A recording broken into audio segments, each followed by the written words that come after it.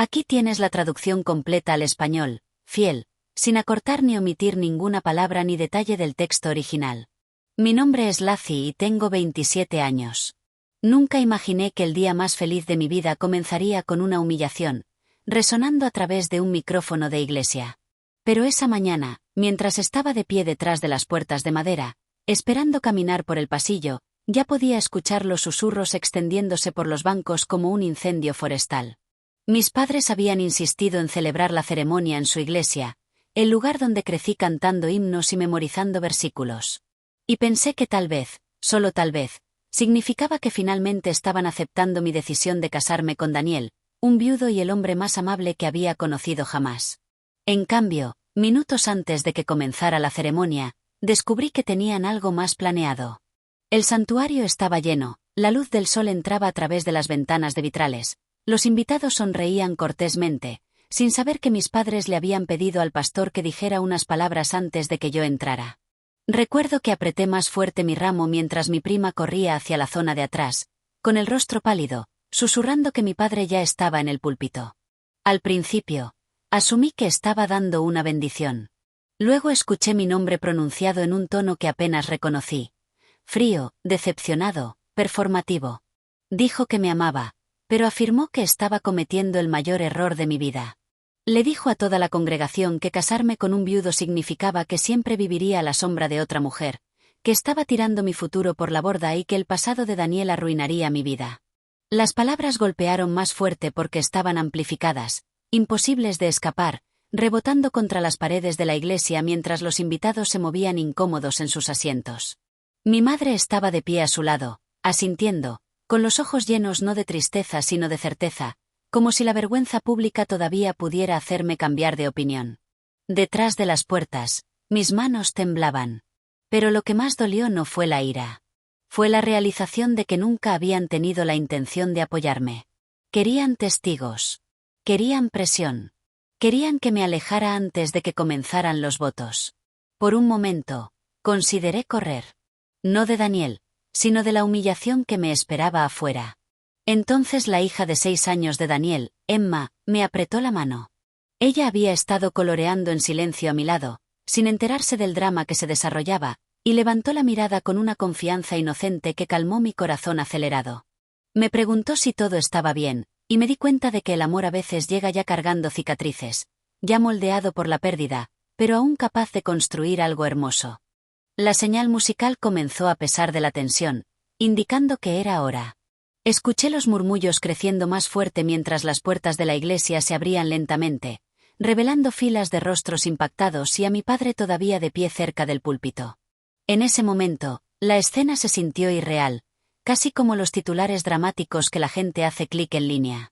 Mis padres se negaron a venir a mi boda porque mi prometido era un padre soltero, excepto que se habían venido, no a celebrar, sino a avergonzarme públicamente. Mientras avanzaba, recordé otra frase que mi padre acababa de declarar al micrófono. Papá dijo que había arruinado mi vida. Las palabras flotaron en el aire mientras todos los ojos se volvían hacia mí, esperando ver si me quebraría. Mi corazón latía tan fuerte que apenas escuchaba la música. Sin embargo, cada paso se sentía más fuerte que el anterior. No estaba caminando hacia la desgracia. Estaba caminando hacia el hombre que me había mostrado paciencia, honestidad y un tipo de amor que no fingía que la vida era perfecta. Daniel estaba de pie en el altar, con los ojos rojos pero firmes, preguntándome en silencio si todavía quería esto. Asentí. La congregación observaba en un silencio atónito mientras Emma se preparaba para caminar delante de mí por el pasillo, sosteniendo un pequeño cartel. Se había negado a mostrarlo a nadie antes. Nadie sabía qué decía, ni siquiera yo. Todo lo que sabía era que algo había cambiado dentro de mí. Mis padres creían que la presión pública me haría pequeña, pero en cambio me obligó a elegirme a mí misma, a mi futuro y a la familia que estaba a punto de crear. Y mientras Emma comenzaba a caminar hacia adelante, aferrando ese cartel con una determinación que superaba con creces su edad, sentí que lo que ocurriera después cambiaría mucho más que solo mi día de boda. Cambiaría para siempre la forma en que toda la sala nos veía. Mientras Emma caminaba por el pasillo delante de mí, toda la iglesia cayó en un silencio tan profundo que se sentía pesado. Cada paso que daba resonaba suavemente contra el suelo de mármol, sus pequeños zapatos blancos moviéndose con cuidado mientras sostenía el cartel contra su pecho como si fuera lo más importante del mundo. Los invitados se inclinaban hacia adelante, confundidos y curiosos, todavía perturbados por el discurso de mis padres desde el púlpito. Podía sentir el juicio flotando en el aire mezclado con simpatía y anticipación. Mi padre estaba de pie rígidamente cerca de la primera fila, convencido de que sus palabras ya habían plantado la duda en la mente de todos. Mi madre evitaba mirarme por completo, pero Emma seguía caminando, tranquila y valiente, hasta que llegó al centro del pasillo. Entonces se dio la vuelta lentamente para que todos pudieran leer el mensaje escrito en letras grandes y desiguales. Las palabras eran simples, claramente escritas por una niña, pero lo suficientemente poderosas como para cambiar toda la atmósfera en segundos. Él no perdió a una esposa. Yo no solo perdí a una mamá. Hoy, volvemos a tener una familia. Un jadeo colectivo se extendió por la sala. Alguien comenzó a llorar casi de inmediato. La tensión que había llenado la iglesia se rompió de golpe, reemplazada por algo crudo y humano. Vi a los invitados cubriéndose la boca, secándose las lágrimas, e incluso el pastor bajó la cabeza como si se diera cuenta de que el momento se había convertido en algo mucho más grande que una ceremonia. Daniel fue el primero en quebrarse, presionando la mano sobre su rostro mientras la emoción lo abrumaba. Sentí que mi propia visión se nublaba, dándome cuenta de que Emma había entendido todo lo que los adultos no habían podido ver. Que esta boda no se trataba de reemplazar el pasado, sino de sanar de él. Las palabras que mi padre había pronunciado minutos antes de repente sonaron pequeñas comparadas con la honestidad de una niña de 6 años. Los susurros se convirtieron en sollozos silenciosos, y las mismas personas que habían escuchado cortésmente a mis padres ahora parecían avergonzadas por haber estado de acuerdo silenciosamente con ellos. Alguien cerca del fondo comenzó a aplaudir suavemente, no lo suficientemente fuerte como para interrumpir el momento, pero lo suficiente para señalar apoyo. Luego se unió otro y otro hasta que la iglesia se llenó de un aplauso gentil que se sentía como aceptación cayendo sobre nosotros. La confianza de mi padre se desvaneció visiblemente. Sus hombros cayeron al darse cuenta de que la narrativa que había intentado controlar se le había escapado. Por primera vez ese día, se veía inseguro. Caminé el resto del pasillo con lágrimas corriendo por mi rostro. Ya no avergonzada, ya no asustada. Cuando llegué a Daniel, Emma deslizó su mano en la mía y la colocó junto a la de él, sonriendo con orgullo como si acabara de arreglar algo roto.